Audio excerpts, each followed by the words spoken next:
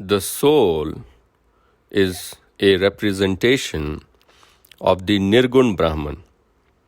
Nirgun meaning devoid of gunas, the material modes of nature, because nature is what provides you the Sukshma Sharir and the Sthul Sharir.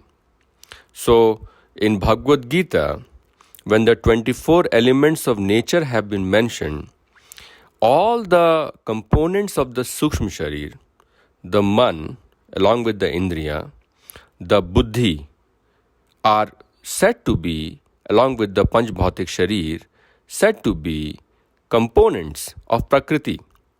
This is what imparts you gunas. So, the gunas are coming from the layering on top of the kernel of the Karan Sharir, which contains the Atman covered by the Karma Bandhan, which in turn is covered by the Sukshma Sharir, which in turn is covered by the Sthul Sharir. So, to an ignorant person who is devoid of spiritual inklings, I represents the body because that is what they can see with their senses. But in reality, the moiety we are talking about, Atman, is lying deep within. So you have to realize that you are not the body, you are not the mind, buddhi, senses. And then you will realize that you are a representation of your karma bandhan. And when you have burnt your karma bandhan, then you are the soul. So to get to your complete, serene, undiluted identity, it's important to understand what you are not. So that is why Ahamkara will try to latch on to your body as I, as your mind as I, as your buddhi as I. Very rarely people will realize that I is dependent on the karma bandhan, and when the karma bandhan has been destroyed, I is represented by the soul. But the soul is devoid of all characteristics. The only thing that the soul, as the Purusha, does is witness. What do you witness? You witness the unfolding and folding and unfolding of the nature.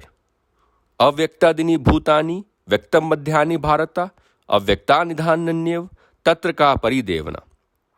Why do you lament about this transient creation when this all has to merge again into the black hole of the total anonymous unity called Avyakt?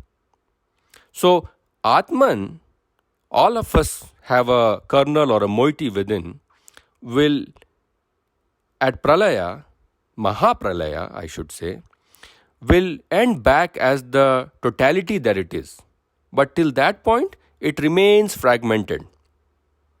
Just like the light of the moon, when you put it in 100 different water-filled ghatvad or pots, will reflect the same moon.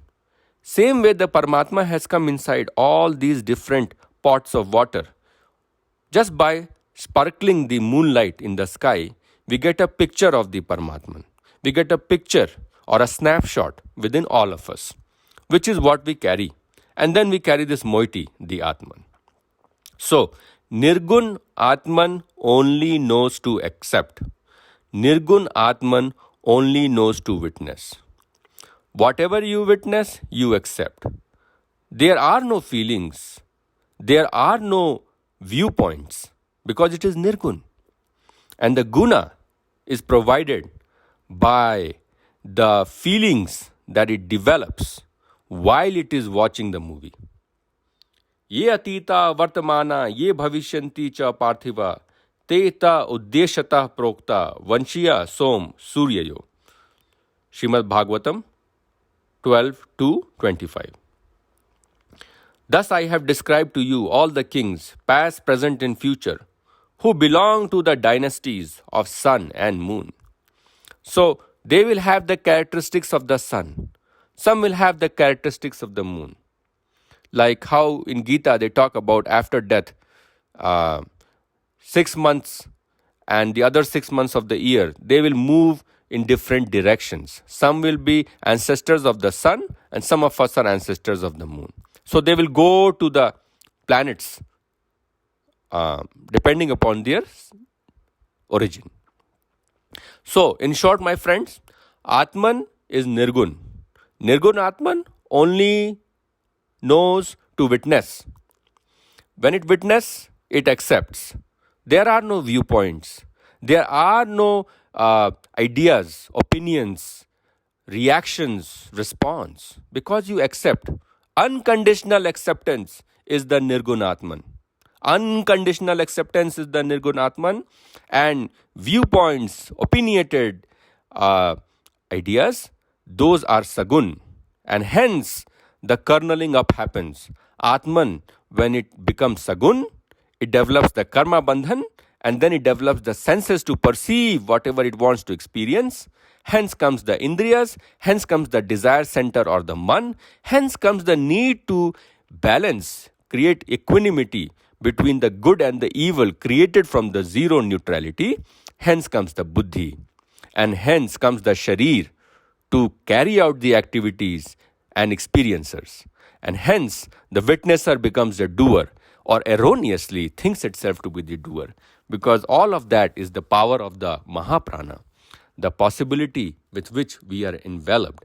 Our Atman is enveloped. So have unconditional acceptance, have minimal expectations to people around you, to conditions unfolding in this universe around you. The more you accept, the more peaceful you become. The less you expect, the more happy you become. So more expecting is what creates hankering and increased desires. Become the Nirguna Atman that you are. Become those traits that define the Nirguna Atman, which is unconditional acceptance and no expectations. That is the direction in which you can understand the beauty of your inner goodness. You can understand the power of your inner self. Atmapin sarvatrayum pashati Arjun sukham va yadi dukham sa yogi parmo mata. One who relishes in the happiness within itself via introspection, dhyana, meditation. That is the person who is not perturbed by the happiness as we shall perceive by contact of the senses with the objects of sensual gratification. To that person, Shitoshna, Sukh Dugda, the cold and the heat, the miseries and the joys don't affect, because he becomes sthit pragya by constant, perseverant introspection and unconditional acceptance and no expectations. Those are the directions of Nirgunatman that we have to strive to attain. Jai Shri Ram.